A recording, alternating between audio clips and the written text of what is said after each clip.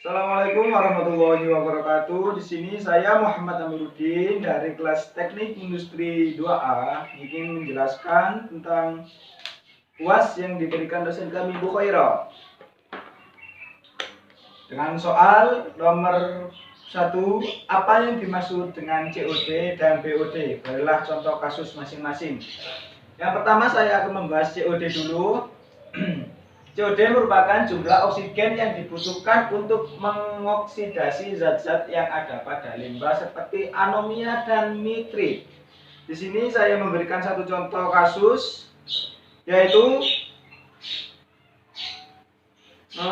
di Desa Plasan di Sukoharjo ini sering membasuh kaki berlumpur di Kali Gubit bersama petani lain. Dan para petani menderita iritasi kulit di sekujur punggung kakinya.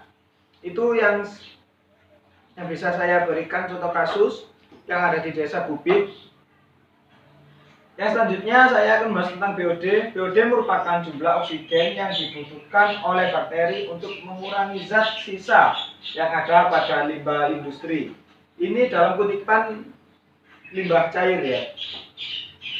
Saya akan memberikan satu contoh kasus. Saya mengambil di Sungai Batanghari yang diterbitkan, yang airnya sudah terkontaminasi oleh limbah deterjen pengendalian pencemaran air LKHK pada tahun 2020.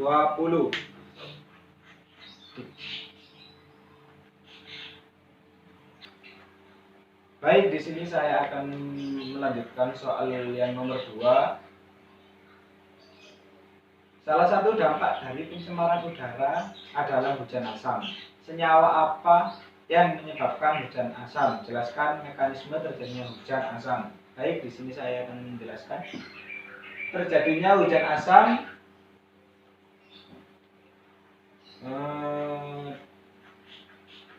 karena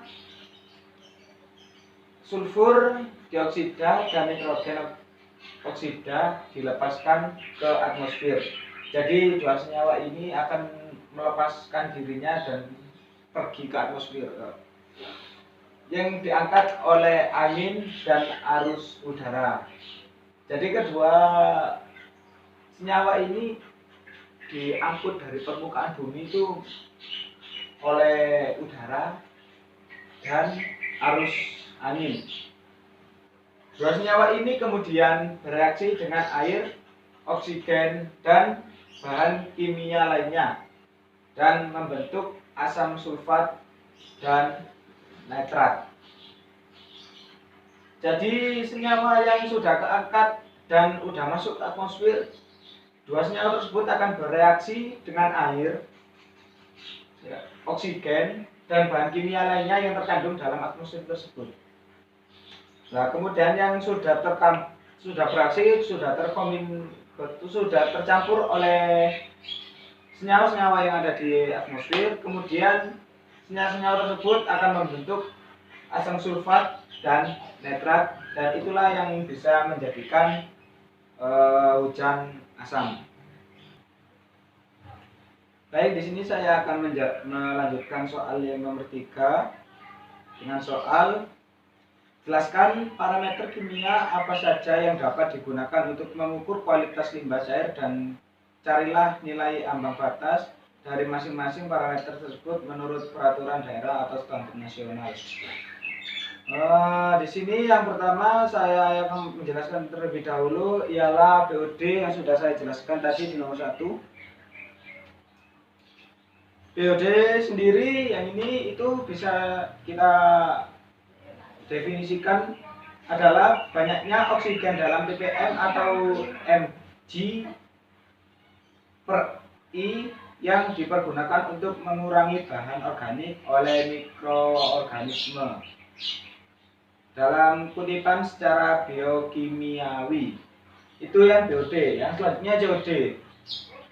COD adalah banyaknya oksigen dalam ppm atau mg per L yang dibutuhkan untuk mengurangi bahan organik secara kimiawi, dalam artian menggunakan oksidator yang kuat seperti asam dihormat, dikromat, dan asam sulfat atau potasium permanganat, dan asam sulfat dengan katalis garam perak dan garam merkuri. Itu definisi dari COD. Yang selanjutnya TSS bisa dilebarkan menjadi total suspended solid, dengan definisi adalah total padatan tersuspensi, yaitu padatan yang menyebabkan kekurangan air, tidak larut dan tidak mengendap langsung. DO dalam artian dissolved oksigen atau oksigen terlarut adalah banyaknya oksigen yang terkandung di dalam air dan diukur dalam satuan mg/L. Oksigen terlarut ini digunakan sebagai derajat pengotoran limbah yang ada. Semakin besar oksigen terlarut, maka derajat pengotoran semakin kecil. Yang selanjutnya, lumpur. Ini yang lumpur atau bisa dipanggil dengan sludge adalah jumlah endapan yang tersisa setelah mengalami penguapan pada suhu 103-105 derajat Celcius dari suatu air limbah. Yang kedua, selanjutnya, lumpur aktif bisa dipanggil dengan aktif sludge adalah endapan lumpur yang berasal dari limbah cair yang telah mengalami pemberian udara, bisa disebut dengan aerasi. Secara teratur, lumpur ini berguna untuk mempercepat proses stabilisasi dari limbah cair. Lumpur ini banyak mengandung bakteri pengurai, sehingga sangat baik digunakan untuk mengurangi zat organik pada limbah cair yang masih baru.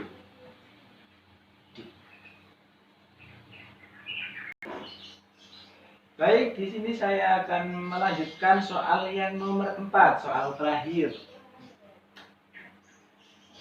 Dengan soal, jelaskan tahap-tahap pengolahan limbah cair hingga limbah tersebut dapat dilepas ke lingkungan. Tahapan yang pertama ialah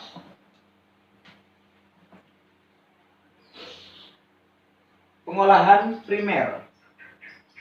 Tahapan pengolahan primer limbah cair sebagian besar adalah berupa proses pengolahan secara fisika, jadi secara postur tubuh atau secara benda tersebut. Yang pertama, penyaringan, yang dalam bahasa Inggrisnya screening. Yang kedua, pengolahan awal.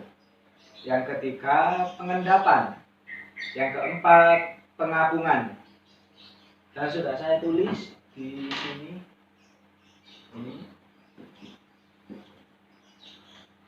Tahapan selanjutnya ialah pengolahan sekunder.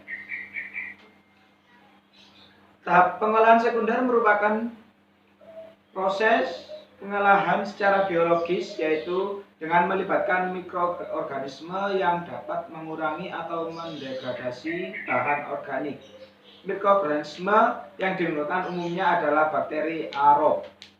Jadi di pengolahan yang nomor 2 ini kita membutuhkan sejenis mikroorganisme atau hewan-hewan kecil itu yang bisa mengurai atau melepaskan bakteri, yang bisa melepaskan bahan organik. Dan bakteri tersebut bisa disebut dengan bakteri aerob. Kita lanjut yang selanjutnya, yang nomor 3, pengolahan tersier. Pengolahan tersier dilakukan jika setelah pengolahan primer dan sekunder masih terdapat zat tertentu dalam limbah cair yang dapat berbahaya bagi lingkungan atau masyarakat. Jadi di pengolahan tersier ini adalah bahan yang akan dilepaskan ke sungai atau akan dibuang itu masih tercampur dengan zat-zat berbahaya. Jadi kita butuh cara pengolahan tersier agar bisa menghilangkan bahan-bahan kimia tersebut Nah, pengolahan tersier ini bisa dilakukan setelah melakukan pengolahan primer. Jadi begitu. Yang keempat, disinfeksi. Yang ini,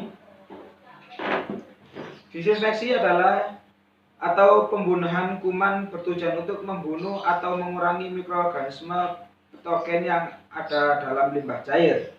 Jadi di sini ini fungsinya untuk membunuh atau mengurangi mikroorganisme yang terkandung dalam limbah cair tersebut. Di sini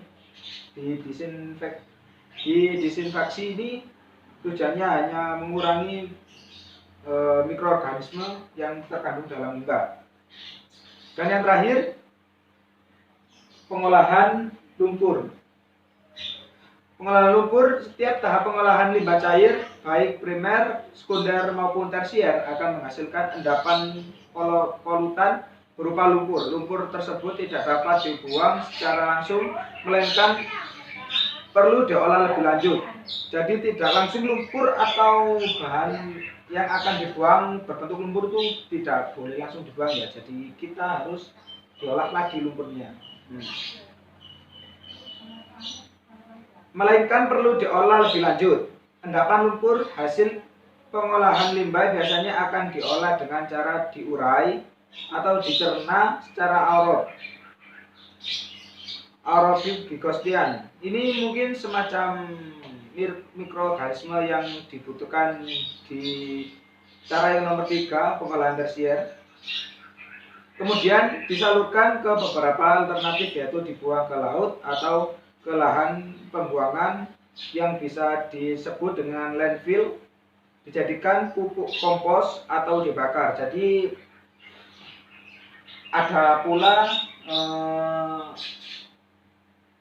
limbah pabrik yang bisa dibuat pupuk yang menjadi pupuk organik atau juga pupuk kompos, itu bisa baik buat tanaman.